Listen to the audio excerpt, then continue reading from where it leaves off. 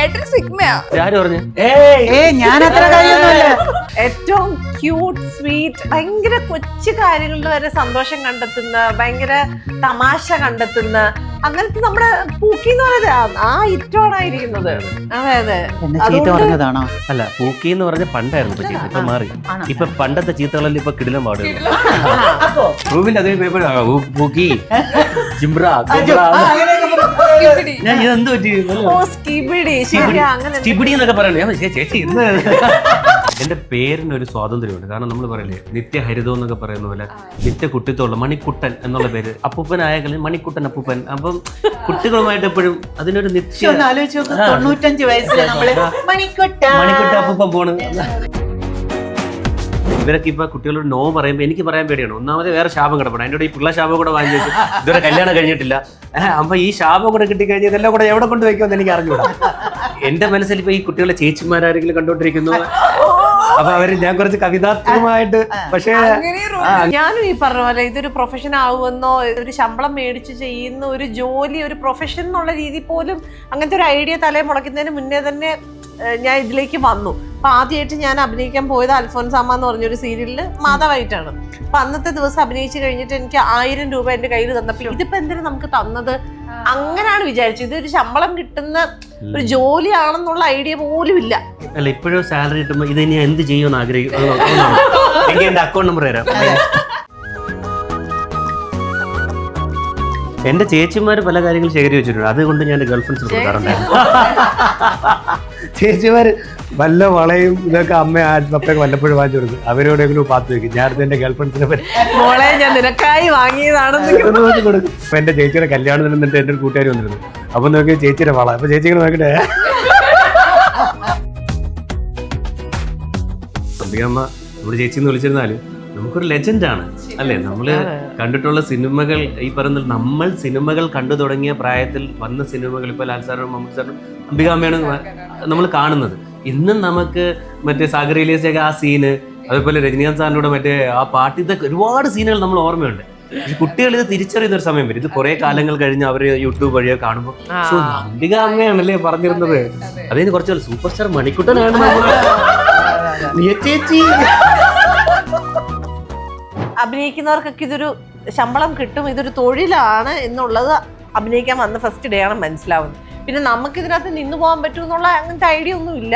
സിനിമയും ചെയ്ത് കഴിഞ്ഞ് കുറച്ച് നാള് സിനിമകൾ ചെയ്തതിന് ശേഷമാണ് ഇതിൽ തന്നെ എനിക്ക് ഇത് തന്നെയാണ് എനിക്ക് ഇഷ്ടമുള്ളത്, ഇതിൽ തന്നെ നിൽക്കണം എന്നുള്ളൊരു ഐഡിയ കുറച്ച് നാൾ അഭിനയിച്ചിട്ട് തന്നെയാണ് എനിക്ക് വന്നത്. അപ്പം എന്താ ഇതൊരു പ്രൊഫഷനായിട്ട് എനിക്കിങ്ങനെ എത്ര നാൾ മുന്നോട്ട് കൊണ്ടുപോകാൻ പറ്റുന്ന ഒരു ഐഡിയ ഇല്ല. പക്ഷെ അത് അങ്ങനെ അങ്ങ് സംഭവിച്ചു. പയ്യെ ഇഷ്ടം ഉണ്ടായി വന്ന് അങ്ങനെ ഞാൻ ഇങ്ങനെ നിന്ന് പോകുന്നതാണ്. അപ്പോ അംബികാമ്മ പറഞ്ഞ പോലെ കൊച്ചിലേ മുതലൊരു അങ്ങനെ ഒരു സംഭവം എനിക്ക് ഉണ്ടായിട്ടില്ല. പക്ഷെ കുറച്ച് ലേറ്റ് ആയിട്ടാണെങ്കിൽ ഇഷ്ടം വന്നപ്പോൾ അതെനിക്കൊരു ഭയങ്കര ഇഷ്ടമാണ്. ഇപ്പൊ എനിക്ക് ഇതിൽ നിന്ന് മാറുന്ന കാര്യം എനിക്ക് ആലോചിക്കാനേ വയ്യായി. ഹായ്, ഹലോ, നമസ്കാരം. സൈന സത് പ്ലസിന്റെ എല്ലാ പ്രേക്ഷകർക്കും സ്വാഗതം. This is me Shijna Jose Prakash. Drama junior season 2ന്റെ നെടുന്തൂണുകളായിട്ടുള്ള 3 പേരാണ് ഇന്ന് എന്റെ കൂടെ ജോയിൻ ചെയ്യുന്നത്. ഒരുപാട് സ്നേഹത്തോട് സ്വാഗതം ചെയ്യാണ് 3 പേരെയും. സ്വാഗതം. Thank you. തൂണെന്നൊക്കെ പറഞ്ഞ് സ്വാഗതം ചെയ്യുന്നത് ആദ്യം. കാരണം ഒരു ഷോന്റെ ജഡ്ജസ് എന്ന് പറയുന്നത് എനിക്ക് തോന്നുന്നു ഇപ്പത്തെ ഷോകളിൽ ജഡ്ജസ് ഭയങ്കര സ്റ്റാറാ. കാരണം അത്രയും ഫാൻ ഫോളോവേഴ്സ് ഓൾറെഡി നിങ്ങൾക്ക് കിട്ടാറുണ്ട്. സോ നമ്മുടെ ഫെബ്രുവരി 14-ാം തീയതിയാണ് നമ്മുടെ ആദ്യത്തെ എപ്പിസോഡ് വന്നത്. ആൻഡ് ഫസ്റ്റ് എപ്പിസോഡിന്റെ ചെറിയ ഷോട്ട് കണ്ടപ്പോൾ തന്നെ ഞങ്ങൾക്ക് എല്ലാവരും ഈ ഷോയിലേക്ക് ഇന്നായി. അത്രയും ബ്യൂട്ടിഫുൾ ആയിട്ടാണ് നിങ്ങൾ അത് ചെയ്തു വെച്ചിരിക്കുന്നത്. എങ്ങനെയുണ്ട് ഷൂട്ടിംഗ് പ്രോസസ് ഒക്കെ പോകുന്നത്? അത് വേറൊന്നും കൊണ്ടല്ല, നിങ്ങളെ മനസ്സിലേക്ക് ഇന്നാൻ കാര്യം ഞാനും കൂടെ വന്നുകൊണ്ടാണ്. കഴിഞ്ഞ സീസണിൽ ഞാൻ ഇല്ലായിരുന്നു. ശരിയാണ്, അതൊരു മെയിൻ കാര്യമാണ്. ഇല്ല ഈ പറഞ്ഞത് കറക്റ്റാ. പാവം നമുക്ക് സമ്മതിച്ചു കൊടുക്കാം, ഇല്ലെങ്കിൽ കരയും. കാരണം വിത്ത് ലവേഴ്സ് ഡേ എന്നല്ലേ. എന്റെ ലൈഫിലെ ഏറ്റവും വലിയൊരു വാലന്റൈൻസ് ഡേ ആയിരുന്നു. കാരണം മിയയുടെ ഈ അംബിക ചേച്ചിയുടെ നടുക്കിരുന്ന് തുടങ്ങുക എന്ന് പറയുന്നത് തന്നെ അല്ലേ. എന്നിട്ട് ഇത്രയും ലവ് ഓഡിയൻസിന്റെ അടുത്ത് നിന്ന് കിട്ടുന്ന അത് ഒബ്വിയസ്ലി കിട്ടിയേ പറ്റത്തുള്ളൂ. ഞങ്ങള് വാങ്ങിക്കും അല്ലേ. ചോദിക്കട്ടെ, കഴിഞ്ഞ സീസണിൽ ഇവർ 2 പേരുണ്ടായിരുന്നു. ഈ സീസണിൽ പുതിയതാണ്. കുട്ടികളുമായിട്ട് കണക്ട് ചെയ്യാൻ, ഈ ഒരു ഷോ ആയിട്ട് കണക്ട് ചെയ്യുന്ന റീസൺ എന്താ? ഞാൻ മുന്നേ പറഞ്ഞിട്ടുണ്ട്, എന്റെ പേരിനൊരു സ്വാതന്ത്ര്യമുണ്ട്. കാരണം നമ്മൾ പറയില്ലേ നിത്യഹരിതം എന്നൊക്കെ പറയുന്ന പോലെ നിത്യ കുട്ടിത്തോളം മണിക്കുട്ടൻ എന്നുള്ള പേര്. എൻ്റെ ഒരു അപ്പൂപ്പനായ കളി മണിക്കുട്ടൻ അപ്പൂപ്പൻ. അപ്പം കുട്ടികളുമായിട്ട് എപ്പോഴും അതിനൊരു നിത്യ ഒന്ന് ആലോചിച്ച് നോക്ക്, 95 വയസ്സിൽ നമ്മള് മണിക്കുട്ട മണിക്കുട്ട അപ്പൂപ്പൻ പോണ്. അല്ലേ? എന്റെ 95 വയസ്സിൽ എന്നെ വന്ന് മണിക്കുട്ട. അതെ, മണിക്കുട്ട. ആ, അത്രയും അന്ന് വയസ്സ് വരെ ഞാൻ ഉണ്ടാകും അല്ല ഒന്നല്ല, അന്ന് ഞാൻ ഇതേ സൗന്ദര്യത്തിൽ ഇതേ ആരോഗ്യത്തിൽ പിന്നല്ലാതെ. അന്ന് ഞാൻ പറയണം നമുക്ക്. അന്നും ഡ്രാമ ജൂനിയർ സീസൺ 25 അതെ, 25. ഞങ്ങൾ Drama Junior. മിയ ഉണ്ടാവണം കേട്ടോ. അതെ, മിയ പറയും Drama Junior Season 26. അപ്പോഴും ഞങ്ങൾ ഇതേപോലെ യൗവനത്തിലിരുന്ന് ഞാൻ വിചാരിക്കും ഇത്ര എനർജി ഉണ്ടല്ലോ, ഇത്രയും നിങ്ങൾ ഭയങ്കര ഫൺ മൂഡാണ്. അപ്പൊ ഈ സെറ്റ് എങ്ങനെയായിരിക്കും എനിക്ക് ഇമാജിൻ അയ്യോ, ചെയ്യാം. നമ്മുടെ കൂട്ടത്തിലെ ഏറ്റവും വലിയ പൂക്കിയാണ് ആ അറ്റത്തിന് പഞ്ചസാര കൊടുത്ത ആള്. ഏറ്റവും ക്യൂട്ട് സ്വീറ്റ്, എന്താ പറയുന്നത്, ഭയങ്കര കൊച്ചു കാര്യങ്ങളിൽ വരെ സന്തോഷം കണ്ടെത്തുന്ന, ഭയങ്കര തമാശ കണ്ടെത്തുന്ന, അങ്ങനത്തെ നമ്മുടെ പൂക്കി എന്ന് പറയുന്നത് ആ ഇറ്റോണായിരിക്കുന്നത്. അതെ അതെ. അതുകൊണ്ട് അല്ല, പൂക്കി എന്ന് പറഞ്ഞ പണ്ടായിരുന്നു ഇപ്പൊ ചീത്ത, ഇപ്പൊ മാറി. ഇപ്പൊ പണ്ടത്തെ ചീത്തകളെല്ലാം ഇപ്പൊ കിടിലം പാടുകയാണ്. ഭയങ്കര ശരിക്കും ഇപ്പത്തെ കുട്ടികളുടെ വാക്കുണ്ടല്ലോ ഇപ്പൊ, അയ്യോ അതറിയോ? എന്റെ പൊന്നു കൊച്ചെ, ഞാനിപ്പോ പഠിച്ചുകൊണ്ടിരിക്കുക. അതൊക്കെ സത്യം. ഈ വൈറലായി എന്നൊക്കെ പറഞ്ഞതൊക്കെ എനിക്ക് മനസ്സിലാക്കാൻ ഒരുപാട് സമയം. ഞാൻ വിചാരിച്ചു എന്തോ സ്റ്റൊമക്ക് അപ്സെറ്റ് ആണെന്നൊക്കെയാണ് ആദ്യം വിചാരിച്ചത്. വൈറൽ അതൊക്കെ പിന്നെ മനസ്സിലായി. വൈറൽ, പിന്നെ ട്രെൻഡിങ്, പിന്നെ ഈ പൂക്കി, ഇതൊക്കെ ഞാൻ പഠിച്ചുകൊണ്ടിരിക്കുന്നതേ ഉള്ളൂ. ആ വൈബ്, അതൊക്കെ കുറെ വേർഡുകൾ. ഈ പൂക്കിയൊക്കെ അങ്ങനെ 1-2 വാക്കേ എനിക്കും അറിയുള്ളൂ കേട്ടോ. പക്ഷെ പൂക്കി എനിക്ക് പൂക്കിയാണ് main, നമുക്ക് മനസ്സിലായിട്ടുണ്ട്. പിന്നെ എന്താ ഉള്ളത്? കുറെ ഉണ്ട്. അല്ല, ഇപ്രാവശ്യം ലൊക്കേഷനിലെ സെറ്റില് ഞാൻ ആരുടെ അടുത്ത മോനെ ഇപ്പൊ ലേറ്റസ്റ്റ് കുറെ വേർഡ്സുകളുണ്ട്, എനിക്കൊന്ന് പറഞ്ഞു തരണേന്ന് എനിക്ക് വാട്സാപ്പ് മെസ്സേജിൽ അയച്ചു തന്നു. സത്യം ഞാൻ അത് റൂമിന്റെ അതേ പേപ്പർ പൂക്കി ജിംബ്ര ഞാൻ ഇതെന്ത് പറ്റി സ്കിബിഡി എന്നൊക്കെ പറയണു. ഞാൻ ചേച്ചി ഇന്ന്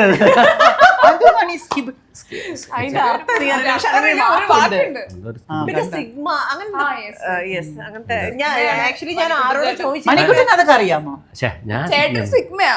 ആര് പറഞ്ഞു? ഇന്റർവ്യൂല് വന്നിട്ട് അത് അംബിക ചേച്ചിയുടെ വണ്ടി എന്നെ ചേച്ചി വേറെ അയ്യോ. അപ്പൊ ഇങ്ങനത്തെ നമ്മുടെ ഈ ഡ്രാമ ജൂനിയേഴ്സിന്റെ കാര്യം പറയുകയാണെങ്കിൽ ഇപ്പൊ ഇത്ര ഞാൻ വർത്തമാനം പറഞ്ഞു മനസ്സിലായില്ലേ, ഇവരുടെ ഒരു വൈബ് എന്താന്നുള്ളത് മനസ്സിലായില്ലേ. അപ്പൊ കറക്റ്റ് ആൾക്കാരെയാണ് നമ്മുടെ ഈ ഷോയ്ക്ക് കിട്ടിയിരിക്കുന്നത്. ഇതിന്റെ ഒരു പകുതി നമ്മുടെ പിള്ളേർ ചെയ്താൽ ഇതിന് ഏറ്റവും വലിയ രസം എന്നറിയാമോ, നമുക്ക് ഇപ്പോഴാണ് സംസാരിക്കാൻ അവസരം കിട്ടുന്നത്. അവിടെ ചെന്ന് ജഡ്ജായിട്ടിരിക്കുമ്പോൾ നമുക്ക് സംസാരിക്കാൻ അവസരമില്ല. പിള്ളേർ സംസാരിച്ചോണ്ടിരിക്കുന്നത് നമ്മൾ കേട്ടോണ്ടിരിക്കുകയാണ്. അത് മാത്രമല്ല, കേട്ടോണ്ടിരിക്കുകയല്ല, നമ്മൾ അങ്ങനെ ഇരുന്നു പോവുകയാണ്. സംസാരിക്കാൻ വാക്കുകൾ കിട്ടണ്ടേ? ഇവര് ചെയ്യുന്ന ഓരോ കാര്യങ്ങളൊക്കെ കാണുമ്പോ സന്തോഷം തോന്നും. ഇപ്പത്തെ കുട്ടികള് ഭയങ്കരമാണ്. ഇപ്പത്തെ കുട്ടികൾ പലപ്പോഴും നമ്മൾ ഞെട്ടിക്കാറുണ്ട്. ശരിക്കും ആസ് എ ജഡ്ജസ് ആയി ഇരിക്കവേ ഇവരുടെ പെർഫോമൻസ് കാണുമ്പോൾ എങ്ങനെയാ നിങ്ങൾ, അല്ലെങ്കിൽ ഇവർ പറയുന്ന കാര്യങ്ങളൊക്കെ കേൾക്കുമ്പോൾ എങ്ങനെയാ ശരിക്കും നിങ്ങളുടെ റിയാക്ഷൻ എന്തായിരിക്കും ശരിക്കും? ഫസ്റ്റ് എനിക്ക് ആദ്യം ഫീൽ ചെയ്തത്, എൻ്റെ ഈശ്വര, ഞാനൊക്കെ വളർന്നു വരുന്ന സമയത്ത് ഇങ്ങനെ ഒരു സംഭവമേ ഇല്ലല്ലോ, ഇങ്ങനെ ഒരു പ്ലാറ്റ്ഫോമേ ഇല്ലല്ലോ എന്നുള്ളതിൽ ഒരു ചെറിയ ഒരു അസൂയ 4 വയസ്സുള്ള പിള്ളേരോടൊക്കെ. അതെ അതെ.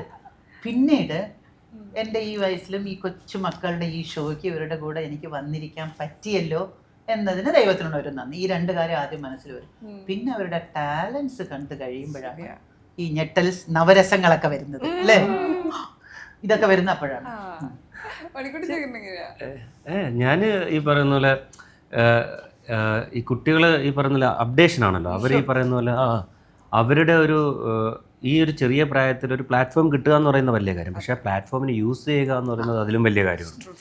അപ്പം അത് അവർ ക്യാരി ഓൺ ചെയ്യാൻ സാധിക്കട്ടെ എന്നുള്ളതാണ് എൻ്റെ പ്രാർത്ഥന. കാരണം ഇവരുടെ ടാലൻറ്റ് കാണുമ്പോഴത്തേന് നമുക്ക് ശേഷം അടുത്ത ജനറേഷൻ എന്ന് പറയുന്നത് ദൈവമേ ഇവരൊക്കെയാണ് ഇനിയിപ്പോൾ നമ്മളായിട്ട് മുഖത്തോട് മുഖം വരിക എന്നുള്ളത്. പിന്നെ ഇവരൊരു കാര്യത്തോട് ചെയ്യുന്ന അപ്രോച്ച്, നമ്മളൊരു തലമുറ എല്ലാ കാര്യങ്ങളും വന്നു ചേർന്നൊരു ജനറേഷനാണ്. ഇപ്പം വളരെ നമുക്കെല്ലാം നമ്മുടെ കയ്യിലാണ്. മൊബൈൽ ഫോൺ പോലെ തന്നെ ഫുഡായാലും എല്ലാം നമുക്കൊരു കാര്യത്തെക്കുറിച്ച് അന്വേഷിക്കണമെങ്കിൽ അവരുടെ കയ്യിലാണ്. അത്രയും ഈസി ആയിട്ടുള്ളൊരു സിറ്റുവേഷനിൽ ഇരുന്നിട്ടും അവരെത്ര ഹാർഡ് വർക്ക് ചെയ്യുന്നുള്ളത് കണ്ടുപിടിക്കാൻ പറ്റുന്നൊരു മേഖല ഇത്. എന്നിട്ടും പലർക്കും ആഗ്രഹിക്കുന്ന സ്ഥലത്ത് എത്താൻ പറ്റുന്നില്ല. ഇപ്പൊ തന്നെ ഒന്ന് ആലോചിക്കും, ഇപ്പൊ ഈ ഷോയ്ക്ക് എത്ര കുട്ടികൾ വന്നിട്ടുണ്ടാവും, എത്ര കുട്ടികൾ വരാൻ ആഗ്രഹിച്ചിട്ട് വരാൻ പറ്റാതെ. നമ്മുടെ പല പല ജില്ലകളിലെ ഓഡിഷൻസ് വെച്ചിട്ടാണ് ഒരുപാട് കുട്ടികളിൽ നിന്നാണ് എടുത്തത്. അപ്പം നമ്മളിപ്പോ ടി വിയിൽ കണ്ടോണ്ടിരിക്കുന്ന ഡ്രാമ ജൂനിയേഴ്സിൽ സെലക്ടഡ് ആയിട്ട് എപ്പിസോഡ്സിൽ കണ്ടോണ്ടിരിക്കുന്ന പിള്ളേര് വിരലിലുണ്ടാവുന്ന പിള്ളേരേ ഉള്ളൂ. പക്ഷെ എത്രയോ ഇരട്ടി ഇരട്ടി ഇരട്ടി ഇരട്ടി അധികം പിള്ളേര് പുറത്തുണ്ട്. അപ്പൊ പലർക്കും ഒന്നുകിൽ ചാൻസ് കിട്ടാതെ, അല്ലെങ്കിൽ ഈ ഓഡിഷനെ കുറിച്ച് അറിഞ്ഞില്ലായിരിക്കും, അല്ലെങ്കിൽ ഓഡിഷൻ വരാൻ എന്തെങ്കിലും സാഹചര്യം കൊണ്ട് പറ്റിയില്ലായിരിക്കും, അല്ലെങ്കിൽ വീട്ടുകാർ ചിലപ്പോൾ ആ ഒരു എഫേർട്ട് എടുത്ത കാണത്തില്ല. പല പല റീസൺസ് കൊണ്ട് മിസ്സായ ഒരുപാട് ടാലന്റഡ് ആയിട്ടുള്ള പിള്ളേര് പുറത്തുമുണ്ട്. ഈ ഡ്രാമ ജൂനിയേഴ്സിൽ മാത്രമല്ല, വന്ന കുട്ടികൾ എന്തൊക്കെയോ റീസൺസ് കൊണ്ട് ഭാഗ്യം കൊണ്ടൊക്കെ ഇവിടെ എത്തി. അപ്പൊ അവരെ കണ്ട് ഇനിയുള്ള അടുത്ത ഇപ്പൊ ഇതിൽ തന്നെ പാർട്ടിസിപ്പേറ്റ് ചെയ്യുന്നവരുടെ അനിയത്തി പിള്ളേരും അനിയന്മാർക്കും ഒക്കെ അതൊരു മോട്ടിവേഷൻ ആയിരിക്കും. എന്റെ ചേച്ചി അങ്ങനെ ചെയ്യുന്നുണ്ട്, എന്റെ ചേട്ടൻ അങ്ങനെ ചെയ്യുന്നുണ്ട്. അപ്പൊ ആ ഇളയതുങ്ങൾക്കും അങ്ങനെയൊക്കെ വരാനുള്ളൊരു എന്താ പറയാ സീസണിലേക്കുള്ള ഇത് അല്ല മണിക്കുട്ടാ, മിയ പറഞ്ഞ കറക്റ്റാണ്. അപ്പോഴാണ് ഇങ്ങനെയുള്ള ഷോസ് ഒക്കെ അടുത്ത സീസൺ ലാംഗ്വേജ് ഓൾറെഡി സീസൺ ഒരുപാട് കഴിഞ്ഞു. മലയാളത്തിൽ നമുക്ക് മറ്റുള്ള ലാംഗ്വേജിനെ കുറിച്ച് മലയാളത്തിലെ പിള്ളേരെ എങ്ങനെ കൊണ്ടുവരിക എന്നുള്ളതാണ് നമ്മുടെ ഏക ഉദ്ദേശം. അത് ജഡ്ജസ് ഇപ്പം കുട്ടികളുടെയാണ് നമ്മൾ പെരുമാറേണ്ടത്. ഇപ്പൊ നമ്മൾ പറയുന്ന ചില വാക്കുകളോ അല്ലെങ്കിൽ ഇപ്പം മാർക്ക് കുറയുമ്പോഴോ അവരെ സമാധാനിപ്പിക്കുന്ന കുട്ടികളല്ലേ, അവർക്ക് ഹേർട്ട് ചെയ്യും. അപ്പൊ ആസ് എ ജഡ്ജസ് നിങ്ങൾ എങ്ങനെയാ അതിനൊരു പ്രിപ്പറേഷൻ നടത്താം? ഏറ്റവും ബുദ്ധിമുട്ടുള്ളൊരു ടാസ്ക് ആണ് അത്. പിള്ളേരോട് എനിക്ക് പൊതുവേ എനിക്ക് എന്തെങ്കിലും ഒരു ഇച്ചിരി അത് പറ്റത്തില്ല അല്ലെങ്കിൽ നോ എന്നുള്ളൊരു കേസ് കിട്ട് പറയാൻ കുറച്ചൊരു ബുദ്ധിമുട്ട് ആണ് എനിക്ക്. കാരണം ഒരു അമ്മയാണ്. ഞാൻ പിന്നെ എന്തോന്ന് അച്ഛനോ അമ്മ അല്ലല്ല അമ്മ അമ്മ കൊല്ലു ഞാൻ അമ്മയാണ്. അപ്പൊ ഇതും അമ്മയാണ്. അപ്പൊ നമ്മളിവിടെ ഈ പിള്ളേരുടെ ഷോയ്ക്കകത്ത് വന്നിരുന്നിട്ട് നമുക്ക് പിള്ളേർക്ക് വിഷമാവുന്ന ഒരു കാര്യം നമുക്ക് പറയാൻ നമുക്ക് തോന്നത്തില്ല, നമുക്കത് ഒട്ടും നമുക്ക് താല്പര്യമില്ല. അപ്പൊ എന്തെങ്കിലുമൊക്കെ ഒരു ബുദ്ധിമുട്ടുള്ളൊരു സെനാറിയോ വരികയാണ്, അല്ലെങ്കിൽ ഒരു മോളെ നമ്മളൊന്ന് മാറ്റി ലൈക്ക് എന്താ പറയാ അടുത്തൊരു ഓപ്ഷനിലേക്ക് വിടണം, അങ്ങനെയൊക്കെ ഒരു സിറ്റുവേഷൻ വരുമ്പോഴേ ഞാനത് നൈസായിട്ട് ഒഴിയും. അംബികാമ്മ പറഞ്ഞോളൂ എന്ന് പറഞ്ഞു. പിന്നെ പറഞ്ഞ പോലെ എന്താ പറയുന്നത്, മനസ്സിലാക്കണം, മനസ്സിലാക്കിപ്പിക്കണം. വേദനിക്കും എന്നുള്ളത് അറിയാം, പക്ഷെ എങ്കിലും അതിനെ ഒന്നൊന്ന് ലൈറ്റ് ആക്കി. പിന്നെ ഈ അച്ഛനമ്മമാര് പറഞ്ഞു വെച്ചിട്ടുണ്ടാവും, മക്കളെ നമുക്ക് ഇങ്ങനെ ഒരു സ്ഥലം കിട്ടിയത് തന്നെ വലിയ കാര്യമാണ്. ജയിക്കുന്നു ജയിക്കുന്നില്ല എന്നുള്ളതല്ല, അവിടം വരെ നമ്മൾ എത്തിയല്ലോ എന്ന് പറഞ്ഞ് മനസ്സിലാക്കിച്ചിട്ടാണ് വരുന്നത്. അപ്പൊ അവരും മനസ്സിൽ കൊച്ചുപിള്ള 4 വയസ്സ് 5 വയസ്സ് ഇനിയും കിടക്കുകയല്ലേ 90 വർഷങ്ങൾ. നമ്മളുടെ ഒരു എപ്പിസോഡില് എന്തായിരുന്നു മണിക്കൂട്ടിന് എന്തോ ഒരു സംഭവമൊക്കെ ഇങ്ങനെ വളരെ ആലങ്കാരികമായിട്ടൊക്കെ പറഞ്ഞപ്പോ എന്താ പറഞ്ഞു മനസ്സിലായില്ല എന്ന് പറഞ്ഞു. അപ്പൊ അംബികാമ്മയാണെങ്കില് കൊച്ചിന് മനസ്സിലാവുന്ന രീതി ഞാൻ പറയാം, സൂപ്പർ എന്ന് പറഞ്ഞു. കൊച്ചിന് കാര്യം മനസ്സിലായി, കവിതാത്മകമായിട്ട് സംസാരിക്കാൻ ശ്രമിച്ചു. കുട്ടിക്ക് അത് കുട്ടികളെ കാരണം എന്റെ ഇത് വേറെയാണല്ലോ. നമ്മൾ ഈ പറയുന്ന പോലെ നമ്മള് ഇവരൊക്കെ ഇപ്പൊ കുട്ടികളോട് നോ പറയുമ്പോൾ എനിക്ക് പറയാൻ പേടിയാണ്. ഒന്നാമത് വേറെ ശാപം കിടപ്പണം, അതിൻ്റെ ഈ പിള്ള ശാപം കൂടെ വാങ്ങി വെച്ചു. ഇതുവരെ കല്യാണം കഴിഞ്ഞിട്ടില്ല. അപ്പൊ ഈ ശാപം കൂടെ കിട്ടിക്കഴിഞ്ഞാൽ ഇതെല്ലാം കൂടെ എവിടെ കൊണ്ട് വയ്ക്കുമെന്ന് എനിക്ക് അറിഞ്ഞൂടാ. എന്റെ മനസ്സിൽ ഇപ്പൊ ഈ കുട്ടികളെ ചേച്ചിമാരാരെങ്കിലും കണ്ടോണ്ടിരിക്കുന്നു, അപ്പൊ അവര് ഞാൻ കുറച്ച് കവിതാത്മകമായിട്ട് പക്ഷേ അങ്ങനെ റൂട്ട് പിടിക്കാൻ, പക്ഷെ ആ കൊച്ചു അവിടെ തന്നെ കൊച്ചിനോട് ഈ കവിതയും പറഞ്ഞുകൊണ്ട് ചെന്നിട്ട് കൊച്ചിന് ആ സൂപ്പറൊക്കെ കേൾക്കുമ്പോഴാണ് കൊച്ചിന് കാര്യം മനസ്സിലാവും. ഞാൻ എവിടുന്ന് ഡയലോഗ് പഠിച്ചോണ്ട് അത് ഉപയോഗിക്കാൻ പറ്റില്ല എന്നുള്ളത്. ഇത് ഉപയോഗിക്കാൻ ഇവിടെ പറ്റിട്ടില്ല, ഇവിടെ സൂപ്പറോ അടിപൊളി അങ്ങനെയുള്ള അത് പഠിച്ചു പറഞ്ഞേ ഉള്ളൂ. എന്റെ ഫസ്റ്റ് സീസൺ അല്ലേ, ഇവിടെയൊക്കെ സീനിയേഴ്സ് റാഗിങ്. ഒന്നുമില്ല, ഞങ്ങള് റാഗ് ചെയ്യാറൊന്നുമില്ല. മണിക്കുട്ടൻ ഞങ്ങള് റാഗ് ചെയ്യാറൊന്നുമില്ല. മണിക്കുട്ടനെ റാഗ് ചെയ്യാറൊന്നുമില്ല. നമ്മള് നേരത്തെ പറഞ്ഞല്ലേ, ഇപ്പൊ അംബികാമ്മ നമ്മുടെ ചേച്ചി എന്ന് വിളിച്ചിരുന്നാലും നമുക്കൊരു ലെജൻഡാണ് അല്ലേ. നമ്മള് കണ്ടിട്ടുള്ള സിനിമകൾ ഈ പറയുന്ന നമ്മൾ സിനിമകൾ കണ്ടു തുടങ്ങിയ പ്രായത്തിൽ വന്ന സിനിമകൾ, ഇപ്പൊ ലാൽ സാറിനും മമ്മൂട്ടി സാറിനും അംബികാമ്മയാണ് നമ്മൾ കാണുന്നത്. ഇന്നും നമുക്ക് മറ്റേ സാഗർ ഇലിയസിന്റെ ആ സീന്, അതുപോലെ രജനീകാന്ത് സാറിനോട് മറ്റേ ആ പാട്ട്, ഇതൊക്കെ ഒരുപാട് സീനുകൾ നമ്മൾ ഓർമ്മയുണ്ട്. ആ ആളുടെ അടുത്ത് വന്നിരുന്ന് നമ്മളൊക്കെ ജഡ്ജ് ചെയ്യുകയാണ്, നമ്മൾ സംസാരിക്കുക എന്ന് പറയുമ്പോൾ കുട്ടികളെ പോലെ തന്നെ നമുക്കും ഭാഗ്യമാണ്. പക്ഷെ കുട്ടികൾ ഇത് തിരിച്ചറിയുന്ന ഒരു സമയം വരും. ഇത് കുറെ കാലങ്ങൾ കഴിഞ്ഞ് അവര് യൂട്യൂബ് വഴിയോ കാണുമ്പോൾ അംബിക അമ്മയാണല്ലേ പറഞ്ഞിരുന്നത്, അതിന് കുറച്ച് സൂപ്പർ സ്റ്റാർ മണിക്കുട്ടനാണ് നമ്മള് ചേച്ചി. കുട്ടിയോട് ഇടപെടുന്ന സമയത്ത് ഇപ്പം അവരിപ്പോ കുറച്ചും കൂടി ഫ്രണ്ട്ലി ആയിട്ട് സംസാരിക്കും. എങ്ങനെ അവർ കാണണമെന്ന് ആഗ്രഹിക്കണം? ഇപ്പം കുട്ടികളായിട്ടുള്ള ആദ്യ ഷോ ആണല്ലോ, അപ്പം കുട്ടികൾ ഒരു ചേട്ടനെ പോലെ കാണുന്നതാണോ, എങ്ങനെ ഈ പറഞ്ഞ സൂപ്പർ ഹീറോ ആയിട്ട് കാണുന്നത് എങ്ങനെയായിരിക്കും? ഉറപ്പായിട്ടും ചേട്ടൻ എന്തോ ഒരു കാര്യം പറഞ്ഞപ്പോഴത്തേക്ക് ഏതൊരു കൊച്ചിന്റെ അടുത്ത് ഇങ്ങനെ അയ്യോ അത് മോളെ മാമൻ ഇങ്ങനെ പറഞ്ഞു, ഷോക്കായി പോയി. അതെന്ത് പറച്ചിലാണോ പറയുന്നത്? ഞാൻ മാമനൊന്നുമല്ല, ചേട്ടൻ, മാക്സിമം ചേട്ടൻ എന്ന് പറഞ്ഞിട്ടിരിക്കുകയായിരുന്നു. ഓ, ആന്റി എന്ന് വിളിച്ച മഴക്കുറഞ്ഞാണ്, മാർക്ക് കുറച്ച ആളാണ് ആന്റി എന്ന് വിളിച്ചെന്റെ പേരില്. എപ്പോഴേ ആന്റിയാ. അപ്പൊ ഇല്ല, ചേട്ടൻ എന്തെങ്കിലും ഒരു ബഹുമാനമുള്ള സ്ഥാനം തന്നാ മതി അല്ലേ, ചേട്ടനോ അങ്കിളോ അപ്പൂപ്പനോ അവരെ ആ ഒരു റെസ്പെക്ട് തന്നാ മതി എന്നുള്ളതാണ്. പിന്നെ എന്തെങ്കിലും നമ്മള് ജഡ്ജ്മെന്റ് ഒരു പക്ഷേ പോസിറ്റീവ് അല്ലാത്ത, ഞാൻ നെഗറ്റീവ് എന്നുള്ള വേർഡ് മനഃപൂർവ്വം ഉപയോഗിക്കുന്നത്, പോസിറ്റീവ് അല്ലാത്ത ഒരു ജഡ്ജ്മെന്റ് വന്നു കഴിഞ്ഞാൽ ചീത്ത പറയാതിരുന്നാ മാത്രം മതി അല്ലേ, അങ്ങനെ പറയാതിരുന്നാ ഒന്നാമത്തെ കാര്യം നമ്മൾ പറയുന്ന ചില കാര്യങ്ങളൊക്കെ അങ്ങോട്ട് മനസ്സിലാവുന്നില്ല. സത്യം അടിപൊളി ചെത്തി എന്നൊക്കെ ഇതൊക്കെ അവർക്ക് അറിയൂ. ഈ എക്സ്പ്രഷൻ വെച്ച് അവരത് കണ്ടുപിടിക്കുന്നത്. പിന്നെ അച്ഛനമ്മമാര് പറഞ്ഞു കൊടുക്കുന്നതിന്റെ ഇത്. പക്ഷെ എക്സ്ട്രീംലി ടാലന്റഡ് മക്കൾ കേട്ടോ, പറയാതിരിക്കാൻ വയ്യ. പിന്നെ പല ഇതിന്റെ കൂട്ടത്തിൽ പറയേണ്ടത്, നമ്മളിപ്പം സീസൺ 1 നമ്മൾ കുറെ കുട്ടികള് വന്നു പോയി. എല്ലാ കുട്ടികളും തന്നെ സീരിയലായിട്ടും മറ്റ് പല ചാനലുകളിലെ സ്വന്തമായിട്ട് യൂട്യൂബ് ചാനൽസും, അതല്ലാതെ തന്നെ അവര് ഒരു ആർട്ടിസ്റ്റ് എന്നുള്ള നിലയിൽ തന്നെ പല ചാനലുകളിലും പല പരിപാടികളിലും സിനിമകളിലും എല്ലാം അഭിനയിച്ച് അവരങ്ങനെ അവരുടെ ഒരു പ്രൊഫഷനായി തന്നെ മാറി എന്ന് പറയാം. ആയി മാറി. അപ്പൊ അങ്ങനെ ചേഞ്ചും കൂടെ അവരുടെ ലൈഫിൽ തന്നെ വന്നിട്ടുണ്ട് കുട്ടികളുടെ. പിന്നെ ജഡ്ജസ് ഇപ്പൊ ഒരു സീസൺ വരെ ജഡ്ജസ് എന്ന് പറയുമ്പോൾ കുറച്ച് പേടി തോന്നും നമുക്ക്. അത് കാണുന്ന പ്രേക്ഷകർക്കും തോന്നും, ഇപ്പൊ കുട്ടികൾക്കായാലും ഒരു പേടിയുണ്ട്. പക്ഷെ അത് ടോട്ടൽ ഒരു ചേഞ്ച് വന്നിട്ടുണ്ട്. ഭയങ്കര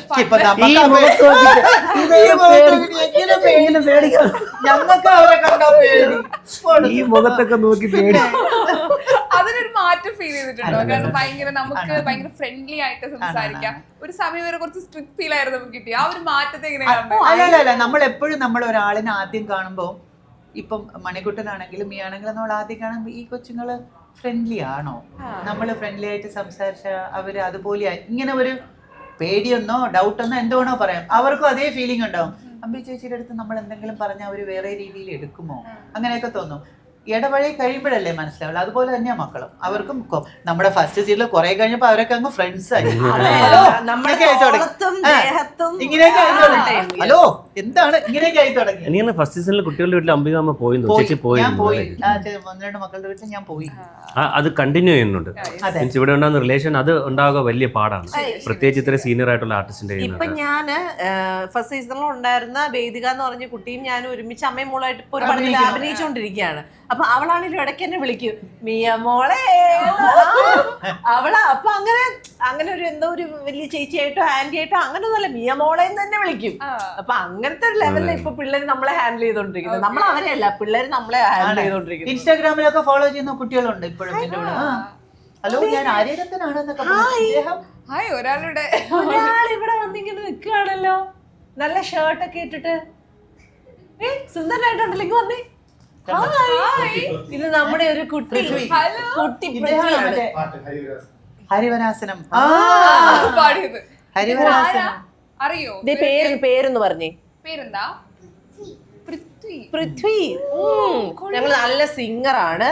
നമ്മൾ ഓഡിഷന് വന്ന് നമ്മള് പാട്ട് പാടി നമ്മളെ കയ്യിലെടുത്ത് അപ്പൊ തന്നെ കേറി ഇന്നായി കൗച്ചിൽ കേറി ഇരുന്ന കക്ഷിയാണ്. പിന്നെ ഇച്ചിരി പുലിമുരുകനും പാട്ടും ഒക്കെ കയ്യിലുണ്ട്. എങ്ങനെ ഒരു പാട്ട് പാടാൻ പറ്റുമോ? ഒരു പാട്ട് പാടാൻ പറ്റും. ഏത് പാട്ടാ പാടുന്നേ? ഹരിവരാസനം. ആ പഠിക്കും.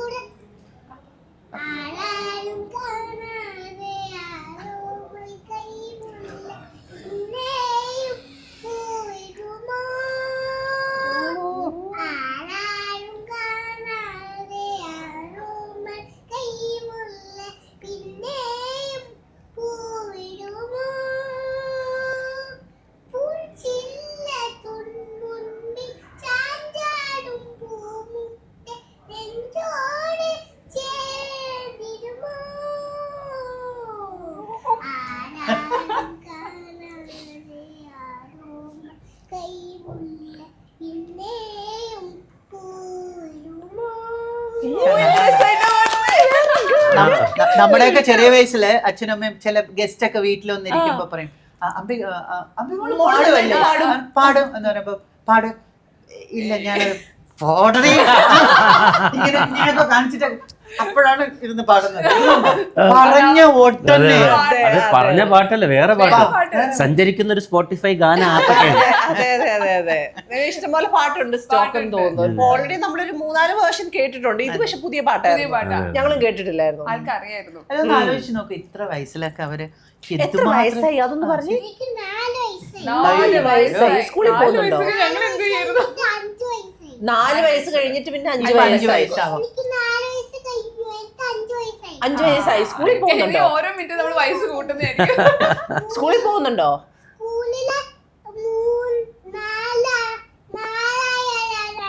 ഓ 15 ഭാഷയായിരുന്നു. അത് മനസ്സിലായില്ല. LKG യിലാണോ? അല്ല രണ്ടും കൂടെ ഒന്നിച്ച്. LKG ഒരുമിച്ചാണ്. LKG UKG കൂടെ ഇപ്പൊ ഒന്നിച്ച്. അപ്പൊ അതിന്റെ പേര് ലൂക്കേജി. ഉൽക്കേജി. നല്ല കേജിയാണല്ലോ. ഒരുമിച്ച് പഠിക്കാം. ഉൽക്കേജി. അതൊരു പുതിയ സ്കൂളിന്റെ പേരാണ്. എന്നിട്ട് പറഞ്ഞു ഇവിടെ വന്ന്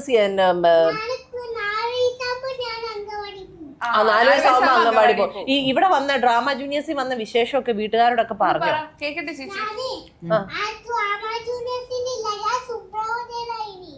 സുബ്രഹ്മണ്യനായിട്ട് ഉണ്ടായിരുന്നു. ശരി. അപ്പുറത്തെ വീട്ടിലെ അമ്മ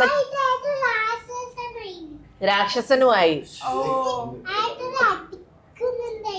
ആണോ? അടിക്കുന്നുണ്ടായിനി. കണ്ണൂരാണോ? കണ്ണൂർ എവിടെയാ വീട്? മുത്തപ്പന്റെ നാട്ടിലാണ്. ഓക്കേ. അപ്പൊ ഇവിടെ വന്നിട്ട് ഹാപ്പി ആയോ? ആയി. ആരാ ഏറ്റവും കൂടുതൽ ഇഷ്ടം? ആരാ ഇതില്?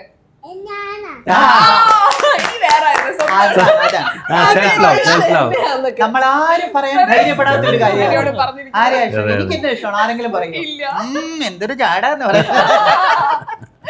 I am my favorite.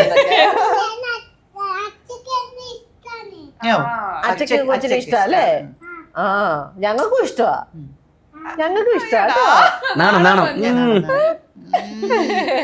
ഇവരുടെ കൂടെ സിനിമയിൽ അഭിനയിക്കണോ മോനെ? സിനിമയിൽ അഭിനയിക്കണോ പൃഥ്വിക്ക്? കുറച്ചുകൂടെ വലുതായി കഴിഞ്ഞാൽ ലാലേട്ടന്റെ കൂടെ സിനിമയിൽ അഭിനയിക്കും.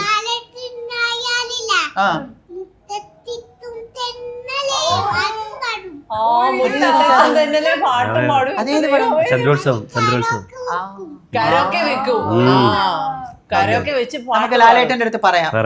മോൻ കുറച്ചുകൂടെ വലുതായതിനു ശേഷം ലാലേട്ടന്റെ കൂടെ അഭിനയിക്കാൻ ഒരു ഹീറോ വന്നിട്ടുണ്ട്. പാട്ടൊക്കെ പാടി.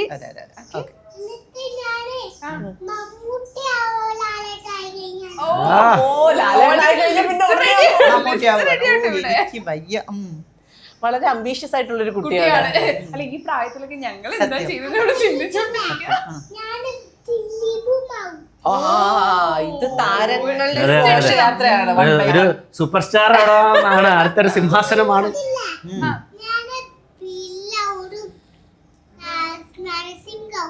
നരസിംഹം. ഇതിങ്ങനെ കൊറേ വരാനുണ്ടെന്ന് തോന്നുന്നു.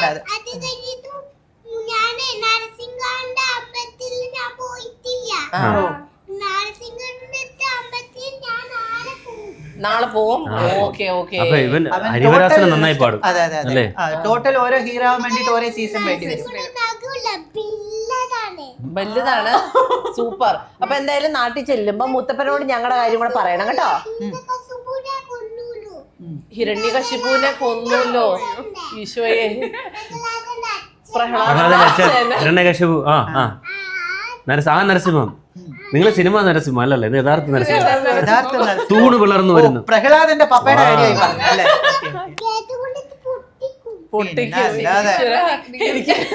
എനിക്കിതൊന്നും അറിയാൻ പാടില്ല. ശരിക്കും പറഞ്ഞ കുട്ടികൾ സംസാരിക്കുന്ന കൂടെ എന്നാ മനസ്സിലായില്ല. ഗത കൊണ്ട് തൂണടിച്ചു പൊട്ടിച്ചു. ഹനുമാനും ഗതയുണ്ട്.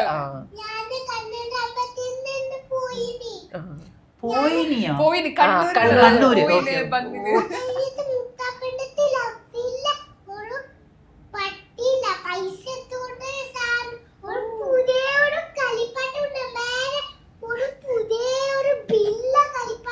എന്റെ അമ്മ മുത്തപ്പന്റെ അവിടെ പോയപ്പോ വലിയ കളിപ്പാട്ടം കിട്ടി. ആ മക്കൾ അന്ന് ഹരിവരാസനം പാടി.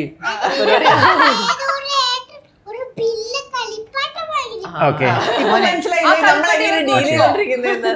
ശരിക്കും നിങ്ങള് ശരിക്കും പറഞ്ഞ ഇവരുടെ കൂടെ അങ്ങ് പോകണം.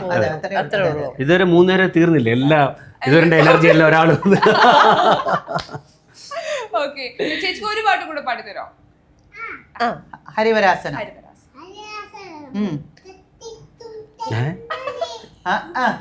ഇത് എന്ത് മോനെ ഇത് നേരത്തെ പാടിയില്ലേ മോനെ? അത് ആദ്യം പാടി.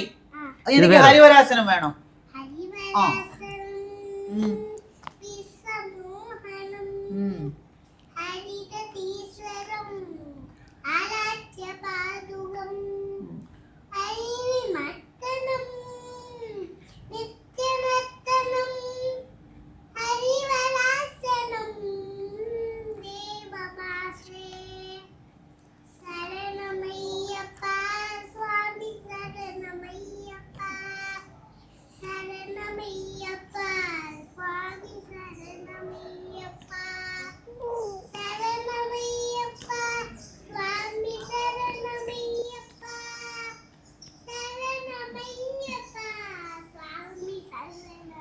Very good, very good, very good. Super super super super ആയിട്ട് പാടി കേട്ടോ.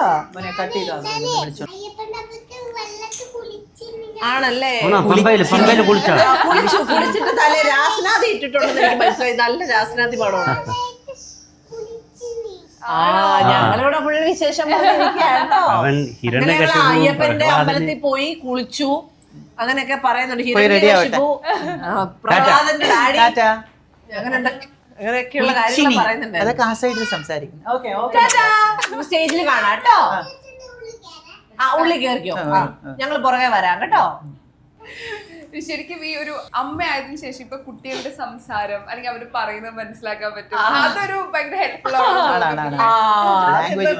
എനിക്ക് മനസ്സിലാവുന്നുണ്ട്. ഇങ്ങനെയൊക്കെ കുറച്ച് കുഴഞ്ഞ് പറഞ്ഞു കഴിഞ്ഞാൽ എനിക്ക് ഇപ്പൊ അത് കുറച്ചും കൂടെ പിടി കിട്ടുന്നുണ്ട്.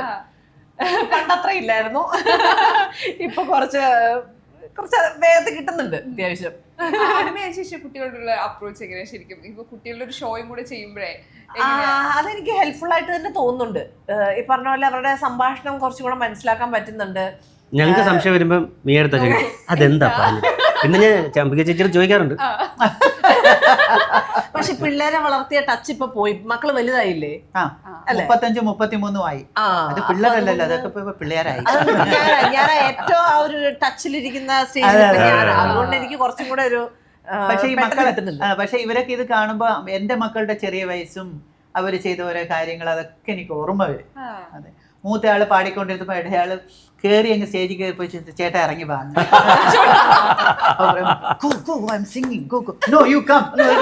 അതൊക്കെ ഓർമ്മ വരും.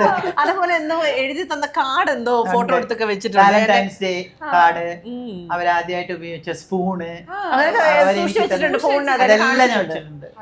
അതിന്റെ മക്കളെ കളിയാക്കും, നല്ല കാര്യം ഡയപ്പർ സൂക്ഷിച്ചിട്ടില്ല. നമ്മുടെ കുട്ടിക്കാലത്ത് കിട്ടാത്തപ്പോഴാണ്.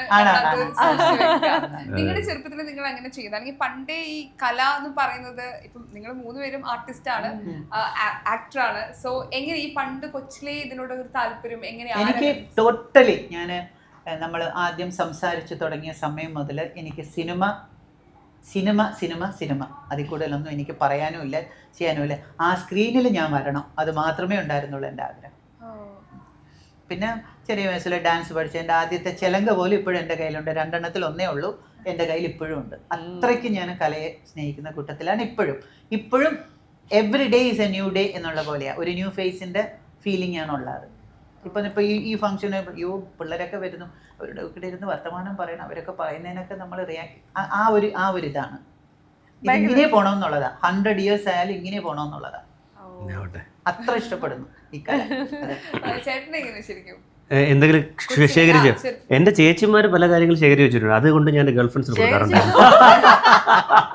ചേച്ചിമാര് വല്ല വളയും ഇതൊക്കെ പപ്പയൊക്കെ വല്ലപ്പോഴും വാങ്ങിച്ചു കൊടുക്കും, അവരോടെങ്കിലും പാത്ത് വെക്കും. ഞാൻ എന്റെ ഗേൾഫ്രണ്ട്സിനെ പറ്റി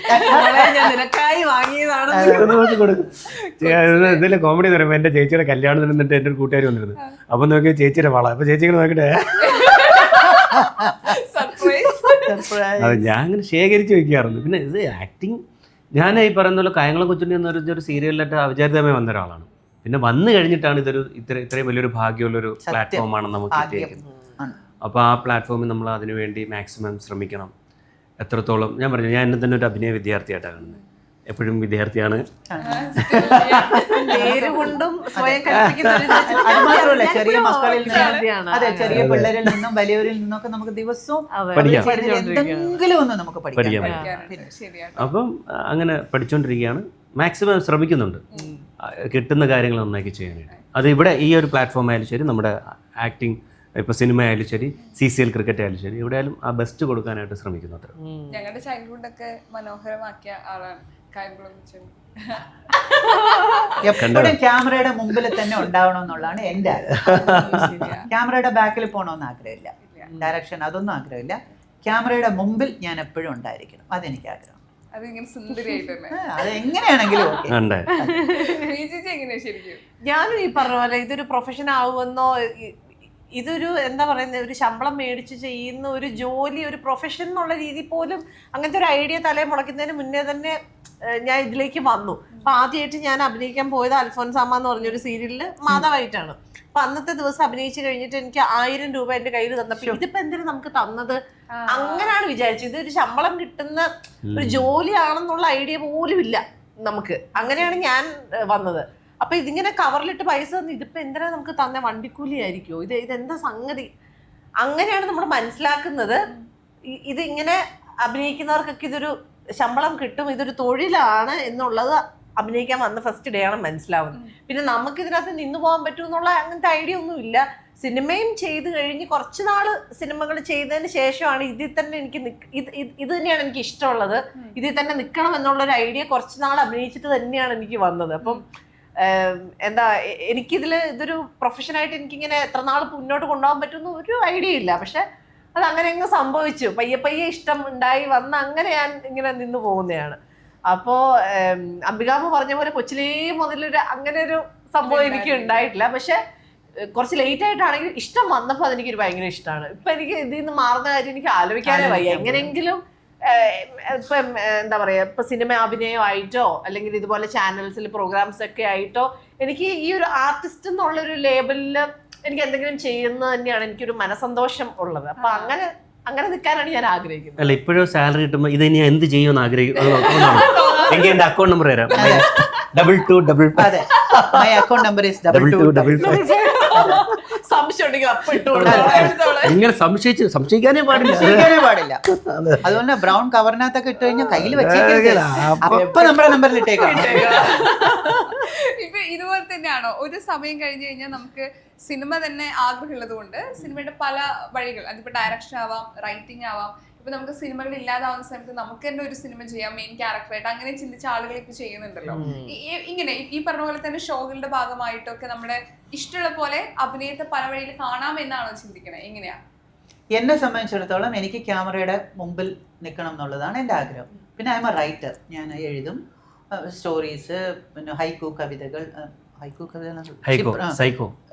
സൈക്കോ അല്ല, ഹൈക്കോ ക്ഷിപ്ര കവിതകൾ, അത്. പിന്നെ ഞാനിപ്പോ ഒരു സോങ്സ് എഴുതുന്നുണ്ട്, ഒരു റാപ്പ് ആ സ്റ്റൈലിലുള്ള സോങ്സ് ആൽബം ചെയ്യാന്. പിന്നെ ഒരു യൂട്യൂബ് ചാനൽ പ്ലാൻ ചെയ്യുന്നുണ്ട്. അതുകൊണ്ട് എനിക്ക് എപ്പോഴും ക്യാമറയുടെ മുമ്പിൽ ഉണ്ടായിരിക്കണം എന്നുള്ളതാണ്.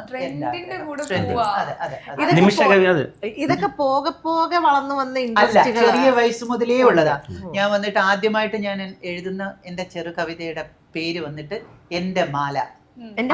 എന്റെ മാല അത് എപ്പോഴെന്ന് വെച്ച് കഴിഞ്ഞാല് ശബരിമല സീസൺ സമയത്ത് എനിക്ക് പച്ചമണികളുള്ള മുത്തുമാലകൾ ഇഷ്ടമാണ്. വെറും അതിന്റെ മെയിൻ ത്രെഡ് ഒരു മുത്തുമാല ഒരു പെണ്ണിന് അവൾക്ക് വേണം. അവളുടെ മാമൻ ശബരിമലയ്ക്ക് പോകുന്നു, വരുന്ന വഴിയിൽ ആ വണ്ടി ആക്സിഡന്റ് ആയി എന്നൊരു ന്യൂസ് വരുന്നു. അപ്പൊ അവളുടെ വിഷമം മാമൻ മരിച്ചതല്ല, മാല കിട്ടുമോ എന്നുള്ളതാണ്.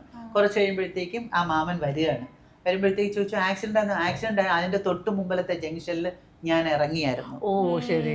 അങ്ങനെ അപ്പൊ ഞാൻ ചോദിക്കുന്നു, അപ്പൊ എന്റെ മാല മാമ എന്ന് ചോദിക്കുന്നു. എന്നിട്ട് അവിടെ നിർത്തുകയാണ്. അത് എഴുതിയിട്ട് ഞാൻ കിളിമാനൂർ ഒരു റൈറ്റർ, ഒരു അദ്ദേഹം ഉണ്ടായിരുന്നു, അദ്ദേഹത്തിനെ കൊണ്ടുപോയി കാണിച്ചിട്ട് ഞാൻ എഴുതിയ ഭാഷ ശരിയാണോ എന്ന് ചോദിക്കുന്നു. ലളിതമായ ഭാഷയിൽ വേണം എപ്പോഴും എഴുതാൻ, നമ്മൾ ഒരിക്കൽ വായിക്കുമ്പോൾ തന്നെ മനസ്സിലാക്കണം. അങ്ങനെ പറഞ്ഞിരുന്നു. അത് എഴുതുന്നു. പിന്നെ ആദ്യമായിട്ട് എഴുതുന്ന കവിത വന്നിട്ട് പൂവിനോട്. പൂവിനോട് ഞാൻ എഴുതിയിട്ട് ഞാൻ ഒരു ഷൂട്ടിംഗ് സമയത്ത് അത് എഴുതിയിട്ട് ആദ്യം കാണിക്കുന്നത് സത്യൻ അന്തിക്കാടിനെയാണ്. അപ്പൊ ഞാൻ സമയത്ത് ഇങ്ങനെ ലൊക്കേഷനിലൊക്കെ ഇരുന്ന് വല്ലതൊക്കെ എഴുതി കഴിഞ്ഞാൽ ചേട്ടനും കാണിക്കും, ഇതൊക്കെയാണ് അല്ല സ്പെല്ലിംഗ് ഇല്ല കുഴപ്പമില്ല എന്ന് പറയും. കാരണം അന്ന് വളർന്നു വന്നുകൊണ്ടിരിക്കുമ്പോഴും മലയാള ഭാഷയോടുള്ള ഇഷ്ടമോ എന്താണെന്നറിയില്ല, എനിക്ക് എഴുത്ത് ഇഷ്ടമായിരുന്നു. അതിപ്പം മലയാളം എഴുതും, ഇംഗ്ലീഷ് എഴുതും, ഹിന്ദി എഴുതും, തമിഴും എഴുതും. അപ്പൊ എല്ലാ ഭാഷയിലും ഞാൻ എഴുതും. അപ്പൊ എഴുത്തും ഇതും എനിക്ക് ഇഷ്ടമാണ്. പിന്നെ സ്പോർട്സ് ഒഴികെ എല്ലാ കാര്യത്തിലും ഞാൻ ഉണ്ടാവും. എൻ്റെ സ്കൂളിൽ മിമിക്രി, മോണോ ആക്ട് മുതൽ എല്ലാ സാധനങ്ങളിലും ഞാൻ ഉണ്ടാവും. സ്പോർട്സിൽ മാത്രം ഞാൻ കാണില്ല. ആരായിരിക്കണേ 10 തലയാ. അതുകൊണ്ട് എനിക്ക് ക്യാമറയുടെ മുമ്പിൽ ഞാൻ ഉണ്ടാവണം. ചേച്ചി നിമിഷ കവി എന്ന് പറഞ്ഞു എന്നെ പറ്റി ഒരു കവിത അങ്ങനെ പ്രയോഗിക്കുക, എന്നെ പറ്റി ഒരു കവിത. പെൺകുട്ടികൾ ഇത് കേട്ട് അതെ ആ കുട്ടി എന്നെ ഇത് ഓർത്തിരിക്കണം ചേച്ചി പറഞ്ഞു. ഈ കുട്ടൻ മണിക്കുട്ടൻ സുന്ദരൻ അഴകൻ. അത് സത്യമാണ്, അതൊരു കവിത എന്ന് പറയാ. ഇതൊരു സത്യമല്ല ഞാൻ പറഞ്ഞു. അഴകൻ സുന്ദരൻ സുന്ദരൻ. വേറെ ബാക്കിയൊന്നും പറഞ്ഞു. പിന്നെ എന്നെ മറ്റേ ചോദ്യമല്ലേ, എന്താണ് സിനിമ അല്ലാതെ വേറെ എന്തെങ്കിലും. ഞാൻ മര്യാദയ്ക്ക് അത് ഈ ജോലി തന്നെ അഭിനയം നന്നായി ചെയ്യട്ടെ എന്നുള്ളതാണ് എൻ്റെ ഒരു ആഗ്രഹം. രണ്ടാമത്തെ ഞാൻ ഇവിടെ ഇരിക്കേണ്ടത് എന്നെ പേടിച്ചിട്ടാണ്. കാരണം പിള്ളേരെ നീ ആദ്യം നിന്റെ ജോലി മര്യാദ എന്നിട്ട് നീ ഞങ്ങളെ ജഡ്ജ് ചെയ്യാമോ എന്ന് ഏതെങ്കിലും കൊച്ചു പറയാന്നുള്ള പേടി രണ്ടാതിരിപ്പുണ്ട്. അതുകൊണ്ട് ഞാൻ പിള്ളേരെന്തെങ്കിലും മക്കളെ നന്നായിരുന്നു, സൂപ്പർ സൂപ്പർ, എന്നേക്കാൾ നന്നായിരുന്നു എന്ന് പറഞ്ഞു പിന്നെ തിരിച്ചു പറയാനൊന്നുമില്ല. അതുകൊണ്ട് ആക്ടിങ് മാത്രമേ ഉള്ളൂ, വേറൊന്നും ഇപ്പം ഞാൻ ശ്രദ്ധിക്കും. പിന്നെ CCL ക്രിക്കറ്റ് ഉണ്ട്, സ്റ്റേജ് ഷോകൾ ഞാൻ ചെയ്യുന്നുണ്ട്. അല്ല എനിക്ക് തോന്നുന്നു എല്ലാവരും ഇവോൾവ് ആവുകയാണല്ലോ, കാലങ്ങൾ അനുസരിച്ച് ഇവോൾവ് ആയി വരികയായിരിക്കും. അപ്പോൾ ചിലര് കുറച്ച് നാളെ ഒന്നുകിൽ അഭിനയിച്ചുകൊണ്ടിരിക്കുമ്പോഴായിരിക്കും, അല്ലെങ്കിൽ എഴുത്തുകാർ തന്നെ എത്രയോ പേര് അഭിനയത്തിലേക്ക് വന്നു, അല്ലെങ്കിൽ സംവിധായകർ തന്നെ എത്രയോ പേര് അഭിനയത്തിലേക്ക് വന്നു. അപ്പൊ അവരുടെയൊക്കെ ഉള്ളിലുള്ള ഒരു എലമെന്റ് ആയിരിക്കും. പക്ഷെ എന്താ പറയാ, സാഹചര്യങ്ങൾ കൊണ്ട് അവർ വന്നൊരു പ്രൊഫഷൻ ഉണ്ടെങ്കിൽ പോലും അതിൻ്റെ അപ്പുറത്ത് അവർക്ക് ഉള്ളിലുള്ളൊരു കഴിവുണ്ടായിരിക്കും. അങ്ങനെയായിരിക്കും കുറച്ച് നാളുകൾ ഈ പറയുന്ന സംവിധാനമൊക്കെ ചെയ്ത് കഴിഞ്ഞിട്ട് അവർക്ക് ആ ആക്ടിങ് സാധനം അവർക്ക് പുറത്തെടുക്കാൻ പറ്റി അവർ അഭിനയത്തിലേക്ക് വന്ന്. അപ്പൊ അങ്ങനെ പലരും ഈ പ്രൊഫഷൻ സ്വിച്ച് ചെയ്യുന്നുണ്ട്. അപ്പൊ അങ്ങനെ മേ ബി എനിക്കറിയില്ല, ഇപ്പൊ എനിക്ക് അങ്ങനത്തെ പ്ലാൻ ഒന്നും ഇല്ല. മേ ബി എന്തെങ്കിലും വർഷങ്ങൾ കൊണ്ട് എന്തെങ്കിലും ഇവോൾവ് ആയി എനിക്ക് എന്തെങ്കിലും വേറെ എന്തെങ്കിലും ഇൻട്രസ്റ്റ് വരുമോ എന്ന് എനിക്ക് അറിയത്തില്ല. ഇപ്പോഴത്തെ ഒരു ഇതിൽ അഭിനയമാണ് എന്റെ ഇൻട്രസ്റ്റ്. ഇനിയിപ്പോ യൂട്യൂബ് ചാനലൊക്കെ തുടങ്ങി കഴിഞ്ഞാൽ ഇവിടുത്തെ എല്ലാ ബ്ലോഗിങ്ങിലൊക്കെ കാണാൻ നിങ്ങൾ ഓരോരുത്തർ. വ്ളോഗിങ്ങിന്റെ മീനിങ് മനസ്സിലാക്കാൻ എത്ര സമയം എടുത്തു? ഞാനൊരു ഷോയിൽ കാർത്തിക് എന്ന് പറഞ്ഞൊരു കൊച്ചുണ്ട്, ആ കൊച്ചിന്റെ അടുത്ത് വെച്ചിട്ട് അതിന്റെ മീനിങ് പോലും മനസ്സിലാക്കി. അപ്പൊ എന്റെ അടുത്ത് പറയും ഇതൊക്കെ വെച്ചിട്ടാണ് ഇപ്പൊ യൂട്യൂബ് ചാനൽ തുടങ്ങാൻ പോകുന്നത്. ഇനിയും എനിക്ക് ഒരുപാട് കാര്യങ്ങൾ ചോദിക്കണമെന്നുണ്ട്. ആൻഡ് നിങ്ങളുടെ ഈ മുഖത്ത് കാണുന്ന ചിരി ഉണ്ടല്ലോ, അതെന്തായാലും കുട്ടികൾക്ക് ഭയങ്കര പ്രചോദനമാണ് പെർഫോം ചെയ്യാനും. ആൻഡ് നിങ്ങളുടെ കയ്യിൽ നിന്ന് ഒരുപാട് കാര്യങ്ങൾ അവർ പഠിക്കാനുണ്ട്. സോ നമുക്ക് ഇനിയും കാണണം. നമ്മുടെ ഷോ ഗംഭീരമാവട്ടെ. ഇനിയും പല പല സീസണിൽ നിങ്ങളെ 3 പേരാവട്ടെ ജഡ്ജസ്. ഞാൻ വിഷ് ചെയ്യാണ്. എല്ലാവിധ ആശംസകളും നേരുന്നു. Thank you so much. Thank you. അടുത്ത പ്രാവശ്യം കാണുമ്പോൾ നമ്മൾ അങ്ങോട്ട് ചോദിക്കാം റാപ്പിഡ് ക്വസ്റ്റ്യൻ. എപ്പടി റെഡി ആട്ടോ നമ്മുടെ യൂട്യൂബ് ബ്ലോഗിൽ. നമുക്ക് അടുത്ത ഇന്റർവ്യൂവിന് വച്ച് കാച്ചാം. Thank you.